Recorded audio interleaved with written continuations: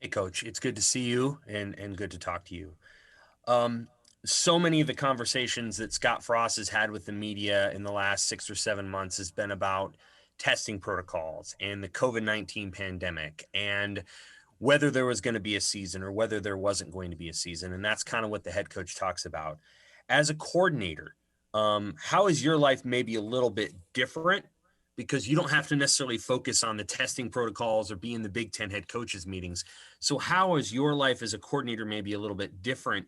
And what have you been focusing on up to this point? And what do you focus on now as you guys go into kind of a fuller training camp? Yeah, I guess that's probably a long answer, long question, but um, it's been ever changing. Hang on a second, let me shut my phones off here. Sorry about that, guys. It's been kind of an ever changing situation ever since this thing started, and Coach Frost and the other people involved have done a great job in getting a plan for us, getting a process for us. The testing protocol, like you talked about, part of my job is reinforcing those protocols around the bubble, if you will, to make sure that we're doing things the right way so that we don't lose players or coaches. As well as making sure the testing is going smoothly and all those kind of things, and then starting back April or May, it just was Zoom, and it's so much Zoom stuff, and you guys are dealing with it too. But it's Zoom with the kids and trying to keep them involved and trying to keep them focused on scheme and structure of the defense. Obviously, we're not out there with them during that time, but how could we just, there's so much Zoom going on, just how could we keep them engaged in what was going on? And I think our coaches did a tremendous job with that.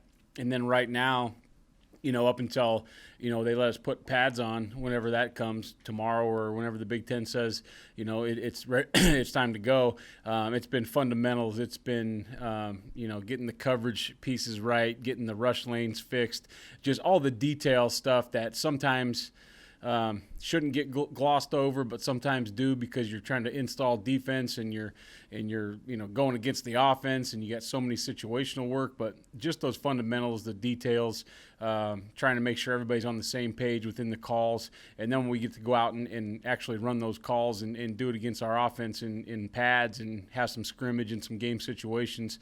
Hopefully, all that information that we've been giving them will be retained, or at least they'll once they go out and make an error, they'll at least say, oh yeah, you did tell me that one time in those Zooms, and now they'll understand it. So I think just giving them a good baseline is the best thing that we've done right now, and I think the coaches have done a great job. Uh, Lincoln Journal-Star Steve Sipple, go ahead. Hi, Coach.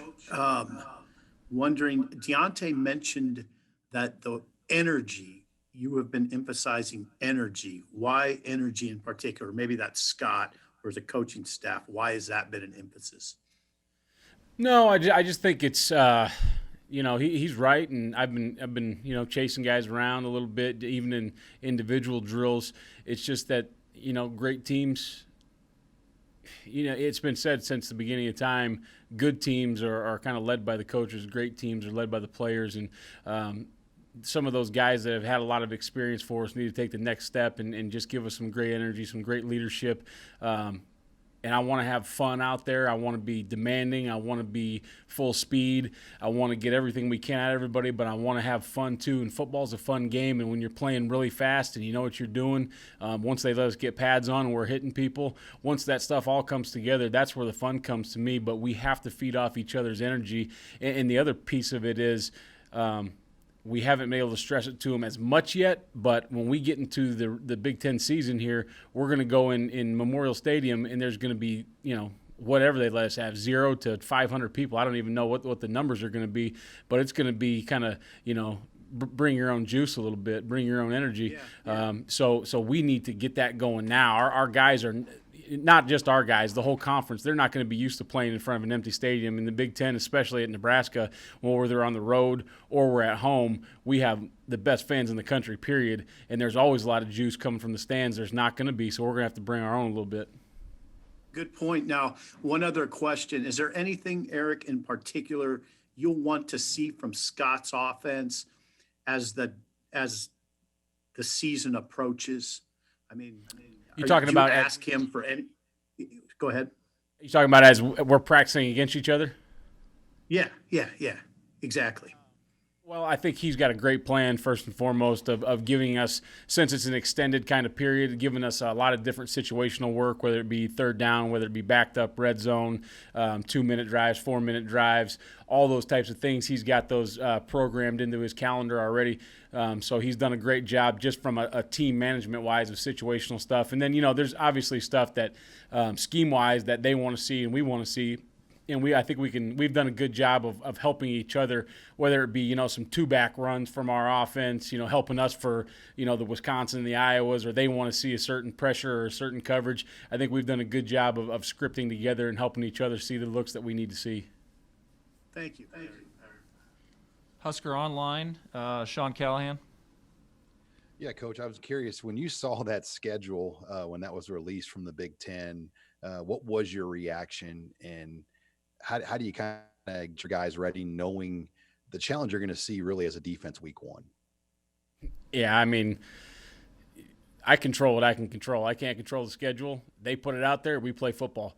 I wanted to play football. I didn't care who we played first. I kind of expected, it may be Ohio State. It may be one of our crossover games. It was probably going to be Ohio State, Penn State, or Rutgers. However, the chips fell.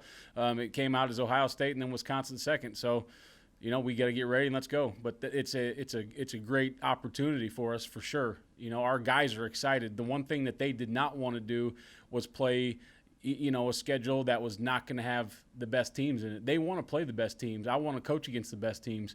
That's why we all came to Nebraska. We didn't come to Nebraska to play a bunch of games that weren't going to matter. We came here just like every kid did to play in the big time football games, and that's what we got right away. So it's an awesome opportunity for us as a defense and as a team.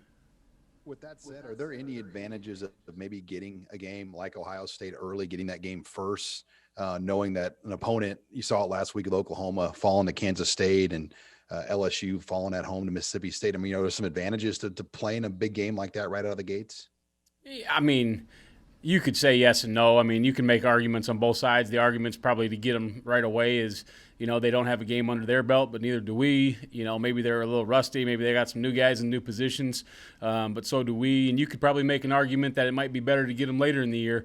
But once again, I just control what I can control. And they said they're going to roll that ball out in Ohio on game 1, so we're going to go in there and play football. Omaha World Herald, Evan Bland. Hey, Eric, I was just wondering if you could put in perspective how difficult it is to go 10 months without players going in full pads. And then how do you find the balance in the next few weeks as you try to work toward that full contact, but also try to stay fresh for potentially 9 games in 9 weeks? Yeah, those are all challenges, Evan. And like I said, Coach Frost has got a good schedule for us, and he's talked to me about his plan, and just so we kind of see what he's got planned for us. I think he's got enough situational work. Like you mentioned, the fine line is getting them ready to play a football game and not driving them into the ground. Not having pads on for 10 months, not ideal, but once again, most people are in the same boat. Some people had spring ball early, some people didn't, but most people are in the same boat, so it's not like it's an unfair advantage. The hard part for me, to be honest with you, was not being able to be with the kids and see them face-to-face, and, leadership is a contact sport. Not being able to touch those guys and hug them and just be with them every day was the hard part for me. And not having pads on it's not ideal, like I said, but like I said, everybody's doing the same thing. When we were in the NFL, it's, pads were not a huge situation once you got through about 4 weeks anyways. So we found ways around that, but just not being able to see those guys for an extended period of time, I think, was the hardest part for me. We'll get to about 2 more here for Coach Chinander. Mitch Sherman from The Athletic. Hey, Coach. I had a similar one to what Evan asked about the pad, so I'll just kind of follow up with that. What have you been able to watch, what's happened around college football so far and learn anything at all about how things may work or not work for you guys based on the unusual schedules that other teams have had to navigate through, and then maybe the success or lack of success that they've had as a result of that? Yeah, without getting into too much detail, I have had an opportunity to watch. First and foremost, I'm a football fan. When Nebraska high school football kicked off, I had 2 games streaming on my TV, so I've been watching games as much as I could, even while we're working.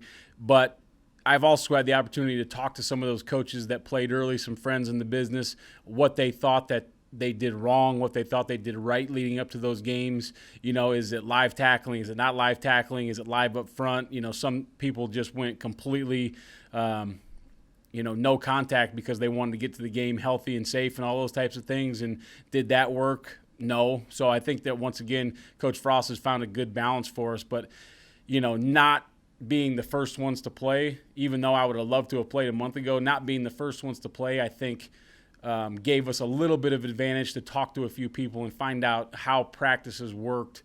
Like I said, what didn't work and what did, and can we find that balance of what's going to work for Nebraska football? Our last one for Coach here, Parker Gabriel, Lincoln Journal-Star. Hey, Erik, could you, good to see you. Could you just sort of put into perspective maybe the challenge on the recruiting front for you guys as a staff? I mean, there's a lot of talk about kids not getting the opportunity to go to campuses and all that, but how much different is it to not have been able to get on the road this spring and evaluate and not be able to get out and watch high school games in person this fall? Yeah, I think that you're asking another question that's got a lot of parts to it.